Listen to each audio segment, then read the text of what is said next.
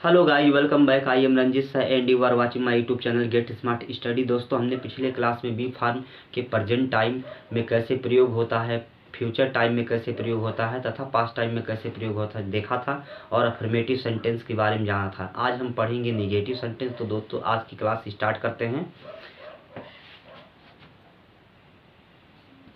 Negative sentence means दोस्तों होता क्या है, आप जानते हैं। नकारात्मक वाक्य इसकी हिंदी होती है नकारात्मक वाक्य, अर्थात जिन वाक्यों में नहीं शब्द आता है उसे हम नकारात्मक वाक्य कहते हैं।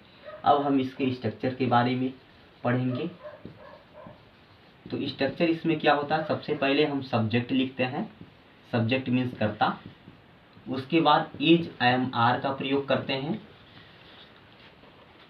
और उसके बाद हम नॉट लगाते हैं और नॉट के बाद अदर वर्ड्स का हम प्रयोग करते हैं। अदर वर्ड्स मीन्स होता कि क्या है, अन्य शब्द। तो इसके बाद अदर वर्ड्स का प्रयोग करते हैं। तो दोस्तों, इसका एग्जाम्पल हम लिखते हैं, कैसे हम बनाएंगे इस सेंटेंस को। जैसे मान लीजिए हमने कहा राम कमरे में नहीं है। तो राम कमरे में नहीं है, इसको हम कैसे सॉल्व करेंगे। सबसे पहले हम लिखेंगे सब्जेक्ट। सब्जेक्ट क्या है, राम।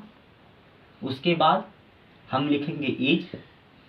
क्यों लिखेंगे, क्योंकि ये कोई भी नाम होता है सिंगुलर सब्जेक्ट होता है। और उसके साथ हम क्या करेंगे, प्रेजेंट टाइम में हम इज लगाएंगे और इज के बाद हम नॉट लिखेंगे। नॉट मीन नहीं। उसके बाद प्रीपोजिशन इन आएगी, उसके बाद द रूम आएगा, क्योंकि नाउन या प्रोनाउन के पहले हमेशा प्रीपोजिशन का प्रयोग किया जाता है। तो प्रीपोजिशन इसमें इन है, तो हमने इन लिखा, इन द रूम। तो Ram is not in the room, Ram कमरे में नहीं है। अगर हमने कहा आप छत पर नहीं है,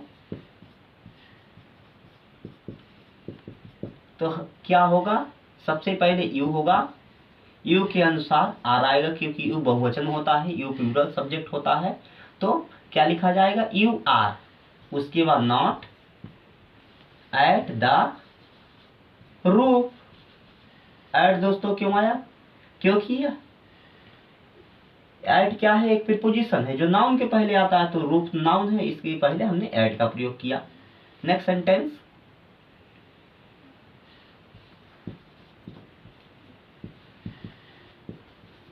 वह लड़का पुस्तकालय में है। वह लड़का पुस्तकालय में नहीं है, तो वह लड़का पुस्तकालय में नहीं। अब देखिए, लड़का अगर आया होता तो द बॉय कर देते, लेकिन वह लड़का आया है। तो अगर वह आया होता तो ही कर देते, लेकिन वह लड़का या वह लड़की के लिए हम दैट बॉय या दैट गर्ल का यूज करते हैं। तो यहाँ दैट पहले लिखेंगे, उसके बाद बॉय।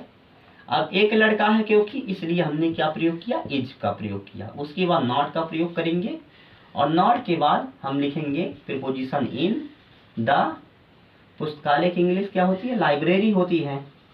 तो in the library, that boy is not in the library, वह लड़का पुस्तकालय में नहीं है। अगर मैंने कहा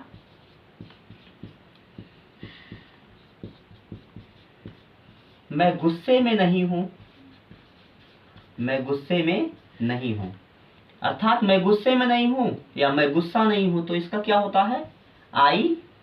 उसके बाद एम, आई के साथ हमेशा एम का प्रयोग करते हैं अगर वह सेंटेंस प्रेजेंट टाइम में हो और स्टेट ऑफ बीइंग में हो। तो आई एम नॉट एंग्री, इसमें दोस्तों इनका प्रयोग नहीं होगा। आई एम नॉट एंग्री, मैं गुस्से में नहीं हूं, ए एक्सप्रेशन टाइप सेंटेंस है स्टेट ऑफ बीइंग का। तो आई एम नॉट एंग्री, मैं गुस्से में नहीं हूं। अगर हमने कहा वह लड़की भूखी नहीं है, वह लड़की भूखी नहीं है, तो इसमें क्या होगा, सबसे पहले हम लिखेंगे that girl. That girl subject है दोस्तों। उसके बाद दैट गर्ल आपका सिंगुलर सब्जेक्ट है, इसलिए आएगा इज। उसके बाद नॉट, भूखी का क्या होगा, हंग्री। तो that girl is not hungry, तो हमने क्या लिखा, that girl is not hungry. अगर हमने कहा वह लड़के या वे लड़के हम कह दें, वे लड़के पार्क में नहीं हैं, वे लड़के पार्क में नहीं हैं। तो वे लड़के की अंग्रेजी, अगर ए लड़के होता तो दिस बॉय लिखते, अगर वे लड़के हैं तो दोज बॉय हम लिख सकते हैं। वो लड़के या वे लड़के एक ही चीज होती है, तो हम लिखेंगे दोज बॉयज, दोज बॉयज। अब क्योंकि यह जो सब्जेक्ट है प्लूरल सब्जेक्ट है, so we will use are, तो हमने क्या यूज किया, आर यूज किया। Those boys are not in the park. अगर हमने लिखा उसके दादाजी,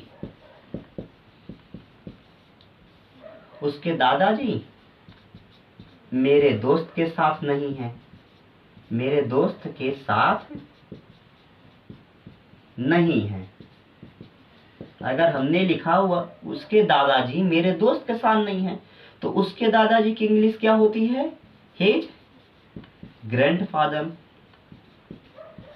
तो हिज ग्रैंडफादर हो जाएगा। हिज क्या है, हिज एक पोजेसिव प्रोनाउन है जो अपना के लिए आता है, तो हिज ग्रैंडफादर उसके दादाजी इज नॉट नहीं है। अब देखिए यहाँ पर दोस्तों आप प्रीपोजिशन देख रहे हैं साथ, तो हमेशा प्रीपोजिशन क्या होता है, नाउन या प्रोनाउन के पहले लिखा जाता है। तो यहाँ क्या है, प्रोनाउन क्या है मेरे और नाउन क्या है दोस्त, तो प्रोनाउन आया है तो जाहिर सी बात है उस प्रोनाउन के पहले लिखा जाएगा। तो विथ मीन्स साथ होता है, उसके मेरे दोस्त, तो my friend. His grandfather is not with my friend, उसके दादाजी मेरे दोस्त के साथ नहीं है। अगर मैंने कहा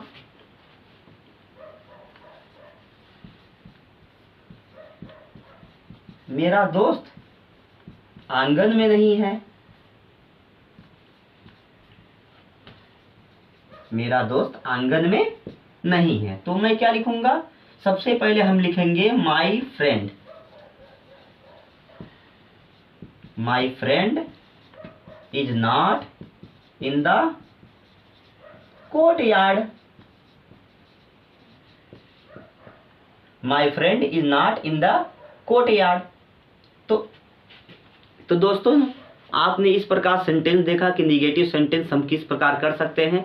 अगर मैंने कहा वह लड़का पार्क में नहीं है, that boy is not in the park, वह मेरे साथ नहीं है, he is not with me, तुम मेरे साथ नहीं हो, you are not with me, तुम अपने पिताजी के साथ नहीं हो, you are not with your father. अगर मैंने कहा मैं स्कूल में नहीं हूँ, I am not in the school, मैं घर पर नहीं हूँ, I am not at the home, ठीक, वह घर पर नहीं है, he is not at the home, ठीक, वह कमरे में नहीं है, he is not in the room, ठीक। तो इस प्रकार दोस्तों हम क्या करते हैं, सबसे पहले सब्जेक्ट लगाते हैं, उसके बाद अगर सब्जेक्ट एक वचन है तो आप इज नॉट लगाइए, अगर सब्जेक्ट बहुवचन है तो आप सब्जेक्ट के साथ आर नॉट लगाइए, और अगर आई आता है तो आप एम नॉट लगा सकते हैं। उसके बाद आप क्या करेंगे, उसके बाद अगर कोई प्रीपोजिशन आ रहा है उस सेंटेंस में तो प्रीपोजिशन लगाइए, उसके बाद नाउन या प्रोनाउन को रखिए। बस इस प्रकार आप निगेटिव सेंटेंस को बना सकते हैं अगर वह सेंटेंस स्टेट ऑफ बीइंग का है तो दोस्तों आज की क्लास में बस इतना ही।